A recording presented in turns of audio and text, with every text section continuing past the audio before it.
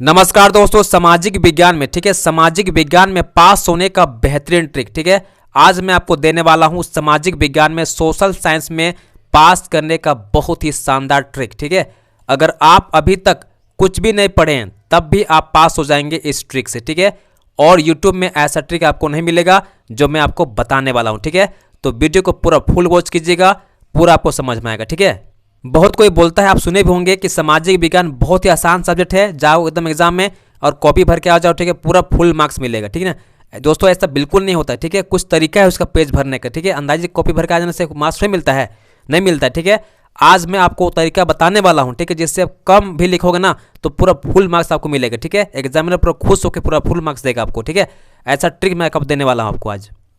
सबसे पहला पॉइंट आपको सभी क्वेश्चन को अटेम्प्ट करना है पहली बात आप दिमाग में फिक्स कर लो कि आपको एग्जाम में कोई क्वेश्चन छोड़ना नहीं सभी क्वेश्चन को आपको अटेम्प्ट करके आना है ये माइंडसेट कर लो कि हमको घर से माइंडसेट कर लो कि हमको एग्जाम में जाना है और सभी क्वेश्चन को अटेम्प्ट करके आना है हर क्वेश्चन को आपको लिख के आना आप ये सोच लो घर से ही सोच लो 15 मिनट का टाइम मिलता है आपको क्वेश्चन को रीड करने का उस टाइम में आपको क्या करना है, वैसे क्वेश्चन को टिक लगा देना है जिस क्वेश्चन को आपको सबसे पहले करना है जिसको आपने अच्छा तैयारी की हो और उस क्वेश्चन को आपको अच्छा से आता हो, वैसे क्वेश्चन को आपको टिक लगा देना है इन 15 मिनट में ना। ये पहला काम आपको करना है अब नेक्स्ट पॉइंट समझिएगा, आंसर बहुत इंपॉर्टेंट है। आंसर आपको क्या करना है, पॉइंट बनाकर लिखना है ऐसे आपको रैंडम यहाँ वहाँ लिखना नहीं है पॉइंट बनाकर सजाकर लिखना है कैसे लिखना है मैं इसी वीडियो में आपको बताया हूँ ना। 3 क्वेश्चन का मैं जवाब दिया हूँ, इसको आप आगे देखोगे।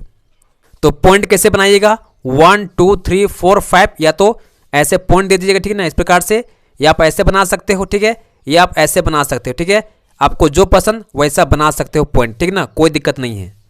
अब आगे समझिएगा third point highlight important word आपको इंपॉर्टेंट वर्ड को हाईलाइट करना है। कैसे करना है, चाहे तो ब्लैक पेन से चाहे तो ब्लू पेन से ना। कैसे करना है, आप यहाँ देखो राजस्थान लिखा है ना, इस प्रकार से आपको हाईलाइट करना ना मेन वर्ड को जैसे यहाँ देखो थार मरुस्थल राजस्थान में है तो आप देखो यहाँ पर क्या कर दिए, अंडरलाइन कर दिए इसको हाईलाइट कर दिए। ऐसा करने से क्या होगा, आपका जो एग्जामिनर होगा ना यहीं पर आपको फोकस करेगा बाकी आपको चेक नहीं करेगा, जहाँ अंडरलाइन आप किए हो ना वहीं आपको देखेगा और आपको पूरा फुल मार्क्स देगा ना। वो जान रहा है कि लड़का इसको जानता अच्छी प्रकार से है, इसको अच्छा से लिखा है इसलिए आपको एग्जामिनर को फोकस करवाना है ना, ध्यान लगवाना है भटकाना नहीं है। क्या करना है, आपको ध्यान को लगवाना है किस पे, आपके कॉपी में ना, ताकि वो अच्छा से देख पाए और आपको फुल मार्क्स दे पाए तो सब कुछ आपके हैंड में है। एग्जामिनर को आपको अट्रैक्ट करना है, ऐसे अट्रैक्ट करना है जैसे कि वो आपको आपका जो कॉपी काट रहा है ना उसको मज़ा आए और ये सच्चाई है। अगर आपका एग्जामिनर आपके कॉपी काटने में मज़ा आ रहा है उसको ना तो आपको पूरा फुल मार्क्स देगा तो कैसे देगा वो, ऐसे आप सजा के लिखोगे ना, सजा के लिखोगे तो आपको फुल मार्क्स मिलेगा ना। अंडरलाइन करोगे अच्छा इसको सजाओगे तो पूरा फुल मार्क्स मिलेगा ना। अब आगे समझिएगा, बहुत ही मोस्ट इंपोर्टेंट है, फ्लो चार्ट बनाने का प्रयास करें फ्लो चार्ट बनाने का प्रयास करना है। जैसे आप देखो एग्जाम्पल आंसर राइटिंग में आपको ऐसे ही करना है ना। जैसे एग्जाम्पल मैं यहाँ दिया हूँ संसाधन इसके 2 प्रकार होता है, एक होता है प्राकृतिक, एक होता है मानवीय फिर इसको आगे बांट दो, नवीकरणीय अनवीकरणीय ना।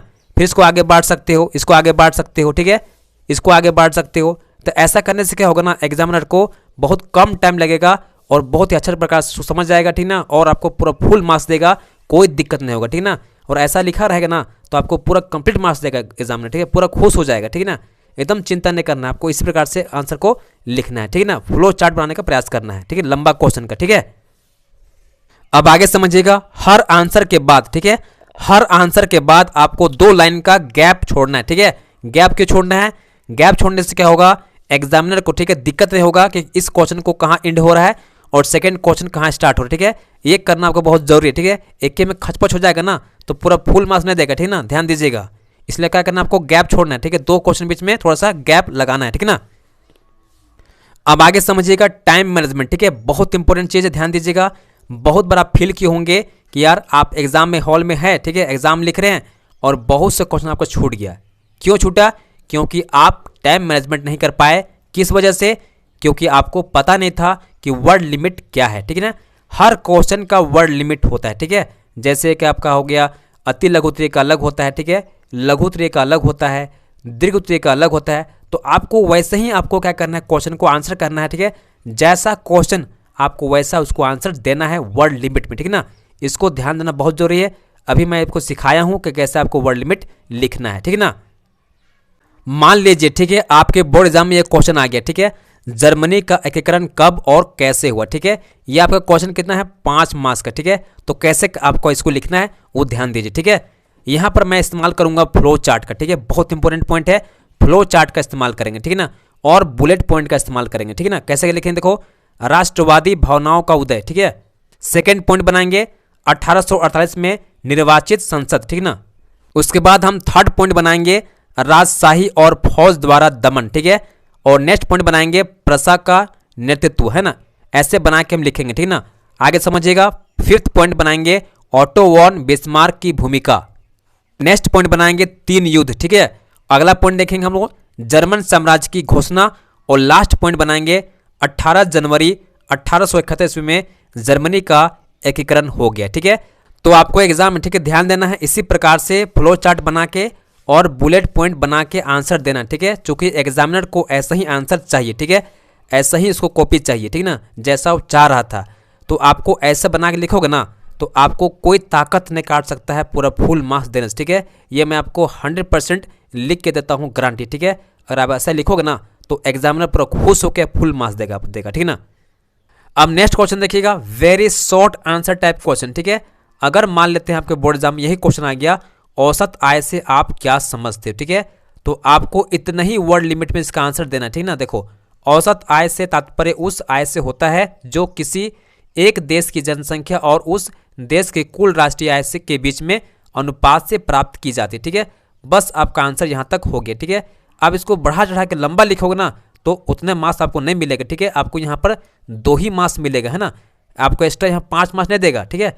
इसलिए आपको वर्ड लिमिट का ध्यान अच्छा से रखना है, ठीक है। कितना आपको लिखना है वो आपको पता होना बहुत ज़रूरी है, ठीक है।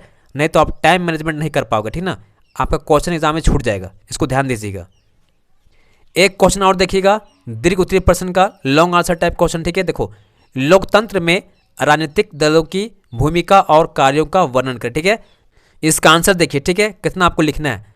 राजनीतिक दल ऐसे लोगों का समूह है जो एक जैसे विचार रखते हैं और देश की विभिन्न समस्याओं पर एकमत होते हैं, ठीक है। जैसे जिसे राजनीतिक दल का नाम दिया जाता है, ठीक है। अब आगे समझिएगा, राजनीतिक दलों की भूमिका और कार्य, ठीक है। इतना हो गया।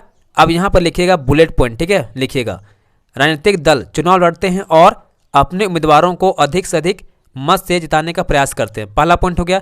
ऐसे सेकंड पॉइंट बना दीजिए, राजनीतिक दल अलग अलग नीतियों और कार्यक्रमों को मतदाताओं के सामने रखते हैं और उनका समर्थन हासिल करने का प्रयास करते हैं, ठीक है। यहाँ आप थर्ड पॉइंट बनाइए, लोकतंत्र में प्रत्येक दल सरकार बनाने का प्रयास करता है, चुनाव जीतने पर बहुमत दल सरकार बनाता है, ठीक है। इस प्रकार से आपको आंसर राइटिंग करना है बुलेट पॉइंट बना के, ठीक ना। आपको एग्जामिनर पूरा खुश होकर फुल मार्क्स देगा, ये पक्का है, ठीक है। और चौथा पॉइंट लिख सकते हैं, राजनीतिक पार्टियां देश के कानून निर्माण में महत्वपूर्ण भूमिका निभाती है, ठीक है। तो आपको ऐसे बुलेट पॉइंट बनाकर आपको आंसर लिखने का प्रयास करना है, जिससे कि एग्जामिनर आपको पूरा फुल मार्क्स देगा, ठीक है। ऐसे ही आप सोचते हो ना कि रैंडम आंसर देके आ जाएंगे और पूरा फुल मार्क्स मिल जाएगा, तो ये आपका सोच गलत है, ठीक है। बहुत को बोलता ना है कि यार सोशल साइंस सामाजिक विज्ञान बहुत आसान है, जाके क्या करना है, लिखना है, कॉपी भरना है, पूरा फुल मार्क्स मिलता है, ठीक है। बिल्कुल गलत बोल रहा है, आपको भटका रहा है, ठीक है। ऐसा नहीं करना है। आज मैं जो बताया रूल ना, बुलेट पॉइंट बना के, ठीक है, वर्ड को हाईलाइट करके, ठीक है, और बहुत बताया ट्रिक, इसको आपको फॉलो करना, ठीक है। अगर आप ऐसा फॉलो करके जाते हो ना तो आपको पूरा फुल मार्क्स लाने से कोई रोक नहीं सकता, ठीक है ना। इसको गारंटी रखिए, है ना। अगर दोस्तों वीडियो अच्छा लगा होगा तो प्लीज़ लाइक कीजिएगा, शेयर कीजिएगा और चैनल को सब्सक्राइब जरूर कीजिएगा, क्योंकि मैं आपको इसी प्रकार से इंपॉर्टेंट कंटेंट और वीडियोस देता रहता हूँ, ठीक है। चलिए मिलते हैं नेक्स्ट वीडियो में, धन्यवाद, जय हिंद।